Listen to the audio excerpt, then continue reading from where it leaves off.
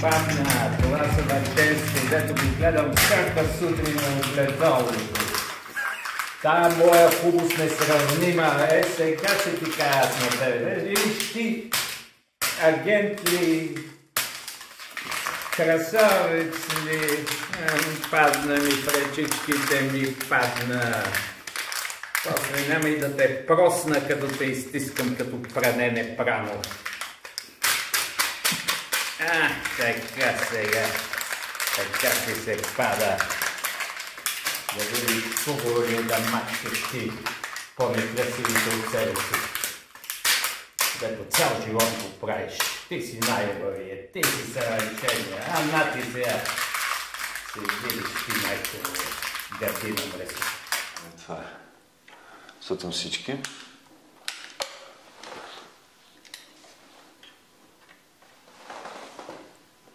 Така.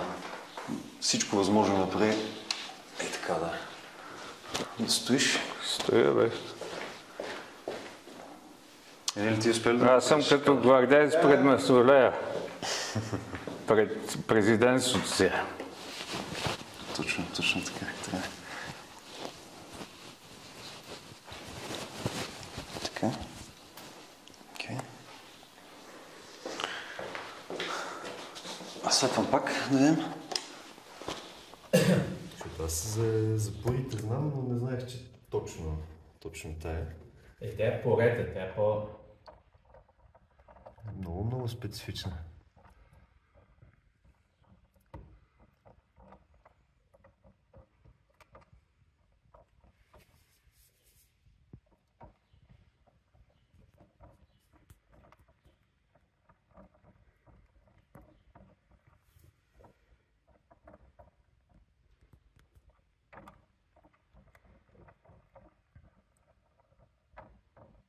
Добре.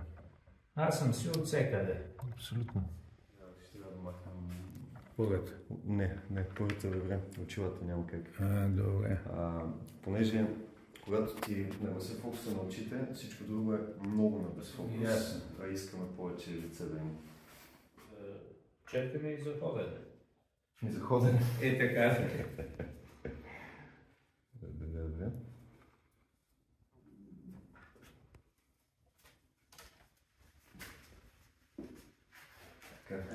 Затваряш си очите, ако става топло много, ако ти е неприятно.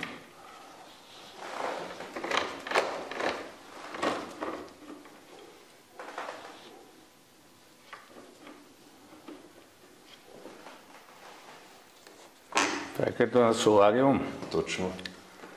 Няма си спет. Така. Окей. Горе-долу сме окей. Стоиш в тази поза.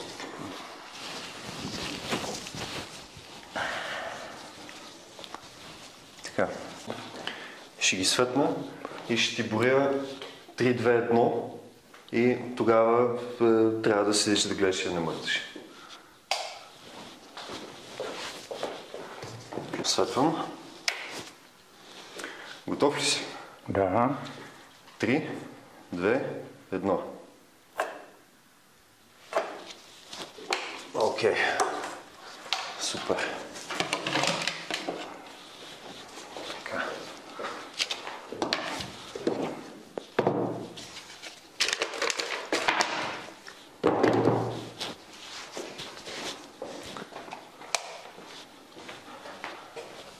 Добре. Значи... Сега какво безпура? Не, сега в момента проявя на тази снимка, за да видим, така че ето ти пак можеш да станеш, да седнеш, каквото става. Решиш, имаме няколко минути да проявим, Така. за да видим дали всичко е наред със светлината.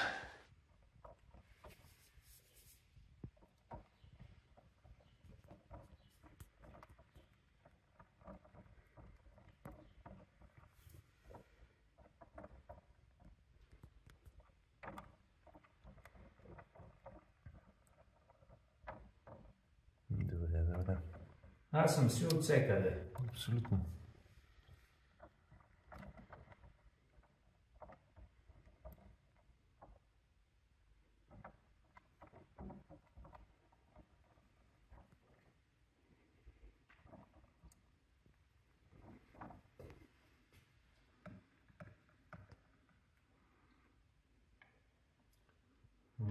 в сянката пората няма как. Ама се разбира. Кое е пората ли? Да. Тя сигурно ще извади малко, тя не е толкова тъмна. Да, малко ще извади, но няма да е някак за цяло. Леле.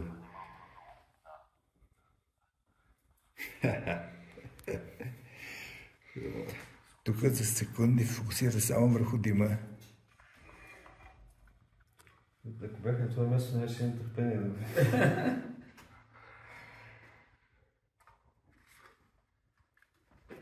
Шмугни се.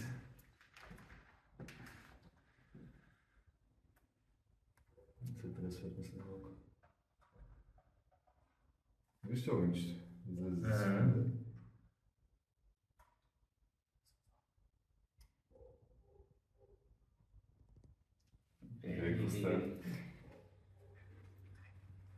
С дима става... Да, точно.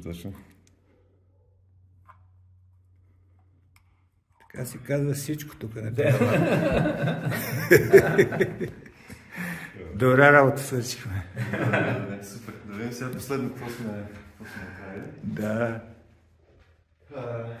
Ами какво беше цитата там? Сега не си спомням, но да кажем... Но всичко може да свърши ето така. Говорим за самонараняване или self-harm. Как ти дойде идеята за проекта? Ами...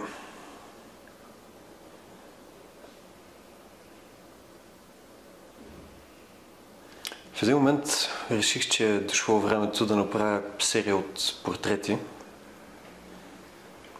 До тогава не бях правил такова нещо. Може би през целия си живот да съм направил 10 портрета общо. И трябваше да намеря някакъв начин да ги направя интересни, основно за себе си. Интересни за снимане. Нещо, което всеки един портрет да го направи различен. Да не знам какъв ще бъде крайният резултат. Като изключим, разбира се, това, че всеки човек, който се снима е различен. Взех 2 негатива, смачках ги, направих 2 портрета върху тях. Резултатът много ми хареса. Реших обаче, че ще бъде доста по-интересно, ако всеки сам оставя отпечатък върху собствения си портрет. Там всъщност идва абстрактния момент. Отпечатъка се оставя преди снимката да е направена. Всъщност ти нараняваш едно празно парче негатив, без да виждаш образа си пред себе си. Това всъщност позволява едно доста по-чиста емоция в самото действие. Каква е реакцията на хората, на които правиш портретите? По време и след... Ние сме снимали за сега само Елица Барамова и Иван Тенев, агента. Смисъл, знаем каква е реакцията горе-долу за тех двамата, но нещо по-интересно да е имало. Ами, има хора, които реагират различно на процеса. Понеже лампите са доста силни и има някои, които трудно издържат на светлината. Има други, които пък гледат право напред, сякаш нищо няма около тях. Така че разликата е голяма в самия процес. Иначе на всички процесът има доста интересен.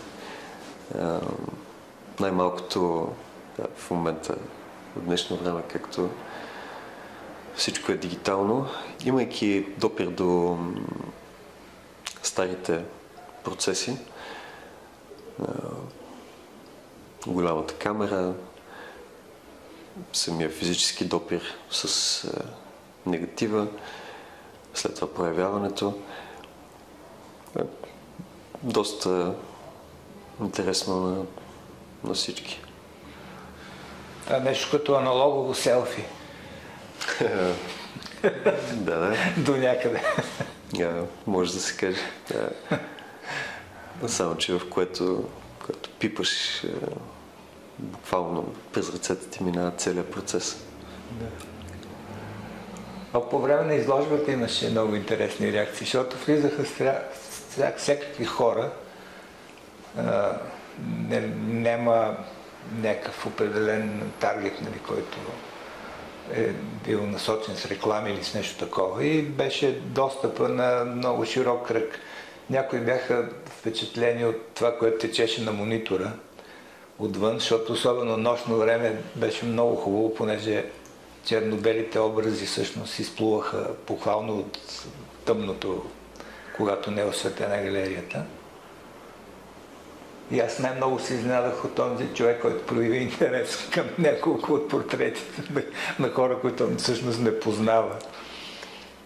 Да, за мен беше доста. Но сякаш има това, на мен така ми се струва, затова те насочвам, че някои от портретите изглеждаха много драматично, а пък други не. Може би човека, който е нанасял щети върху негатива, е бил по-внимателен, имал е нещо едно на ум сигурно. Когато хората идваха, аз като дойдох, знам как правиш, какъв е процесът, знам горе-долу какво да очаквам, но другите участници в проекта, имали ли са идея какво ще се получи? Или абсолютно на сляпо работят?